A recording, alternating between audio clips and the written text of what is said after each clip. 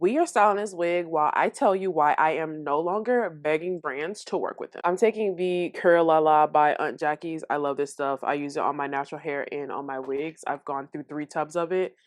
Absolutely just beautiful. Makes the curl so defined. I reach out to this brand. I pitched to them a few concepts. This brand is a hair care brand who targets Black women. Like their whole hair care line is made for Black hair, women who have kinky, wavy hair.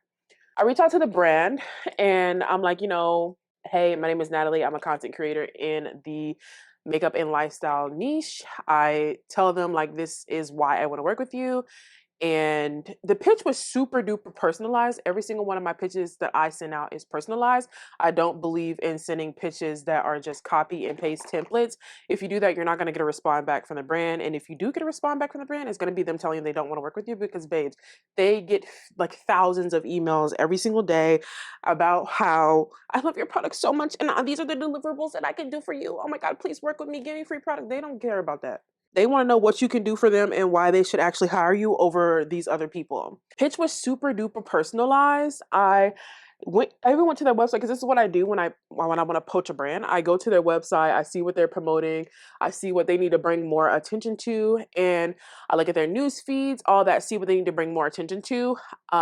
When I was going and doing my own research, I saw that on their news feed, they have a lot of videos with just like really light-skinned Black girls. Some of the women weren't even Black, they just had curly hair, which there's no problem with that. But when your whole target is kinky hair, it's like, girl, you need to be promoting models with kinky hair. Like, what are you doing? So I pitched that angle. It didn't come off in an offensive manner. It wasn't like, y'all are colorists, y'all need to have more force. No, it wasn't like that. I worded in a very professional manner that like they need to have more people with kinky 4C hair, 4ABC hair, just in the type 4, because you're literally selling this product for type 4 hair. So why the hell are you using people who have 3A, 3B hair? Like, that makes no sense. So reach out to them. They said, we don't have a budget for you right now, but you can reach back out in Q4, which is when brands have they have a really high budget. A lot of brands have a really high budget during that month. Going in with Curlsmith Invisible Mousse. This stuff smells so good and works really good. It really keeps your like curls from getting frizzy and like the humidity. I live in Florida. Anyways, so I reached back out in Q4. They're like, oh, we don't have a budget, blah, blah, blah, blah.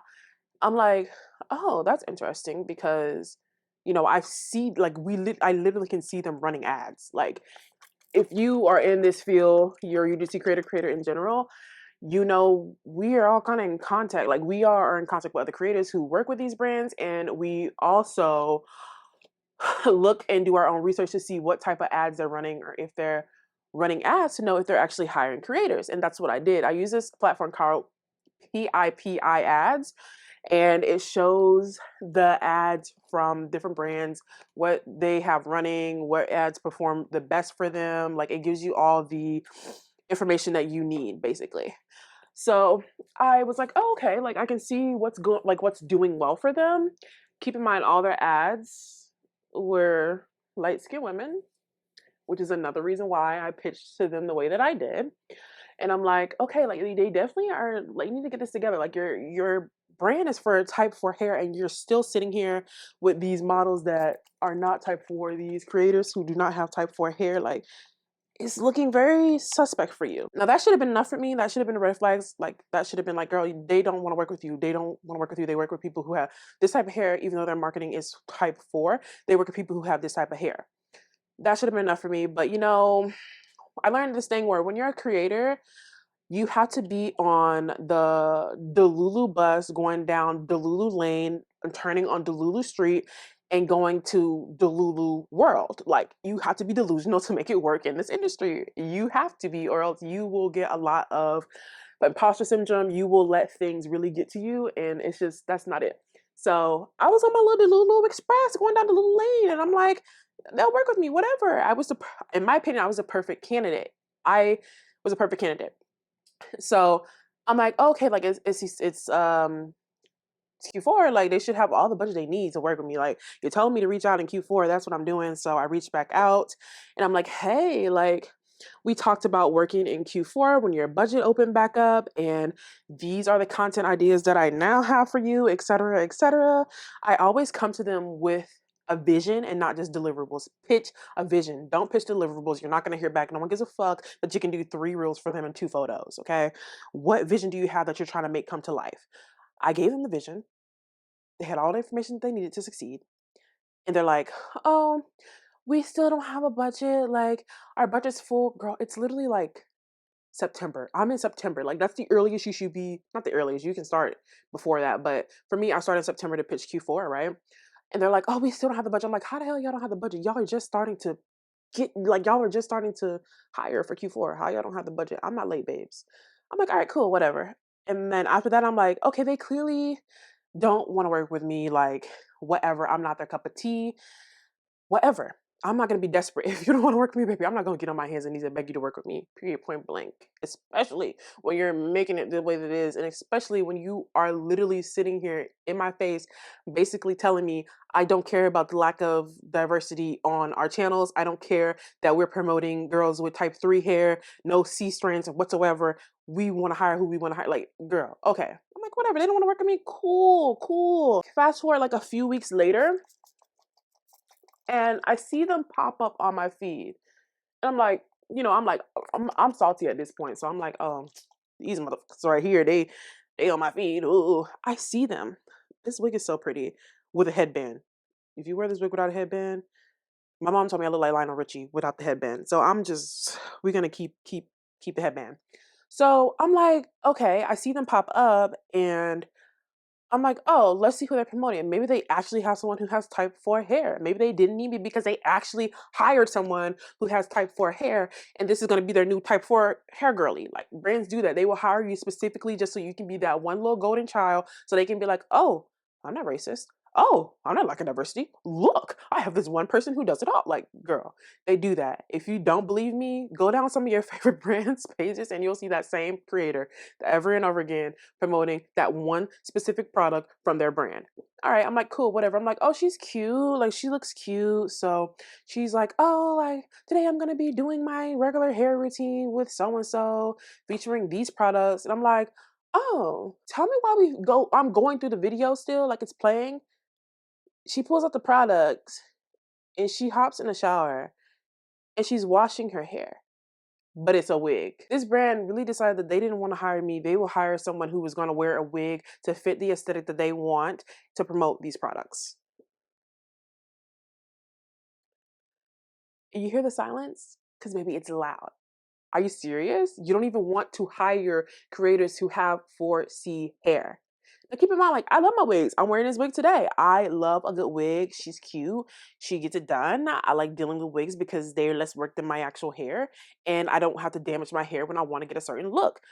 The wig girlies, listen, I'm not shaming the wig girlies because I'm one of them. But for you to literally hire a creator to do a wash day on a wig, is straight up insanity to me. Like, it's insanity. And that is when I learned that these brands really don't care. Like, these brands are going to hire the people who they want to hire. They're going to hire the people who have the bigger numbers. Now, this creator didn't have bigger numbers than me. She was in the same range as me. Like, girl, she had like maybe 500 more followers. I was like, okay.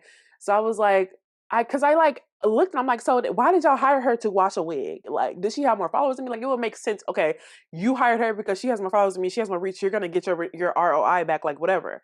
Cool. Even though this was not like a sell collaboration, it was literally just for exposure. Like, the collaboration was literally to bring more exposure to their brand. That is what they were paying for. Girl. So I go look, I'm like, she has the same amount of followers as me. She has 500 more followers than me. So why the hell is it that you're paying this creator to wash a wig? Like, I didn't understand it. Like, I just did not understand it. But then I was looking at the creator, looking at the creator's page. She's lighter than me.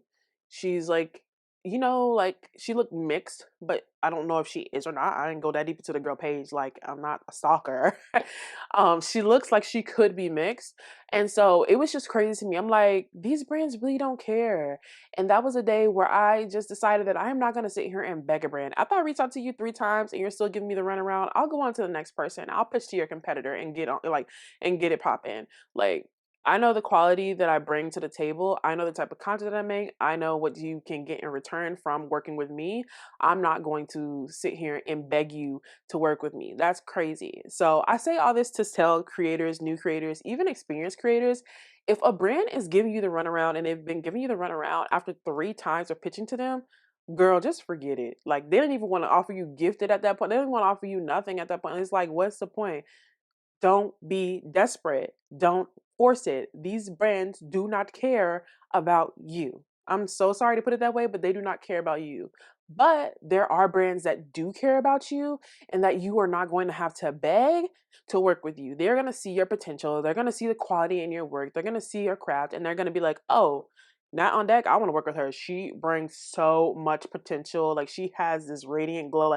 Like her content is up to T. Its part is sharp. Like girl, let's hire her. There's not going to be no back and forth. There's not going to be no, oh, we don't have the budget or we need to slash our budget. We need to slash the payment in half. Like, no, there's going to be none of that. When a brand wants to work with you, they will work with you. Period, point blank. That's it for this video. Thank you guys so much for watching. Do you guys like the way the wig came out? It's so pretty. I like this wig. I just wish that like it's a headband wig technically, but you can wear it without it. I just wish that like they actually gave a parting space or something because you can see the tracks. Like if you don't style it like in a certain way, you can see the tracks. I just wish that they made it better.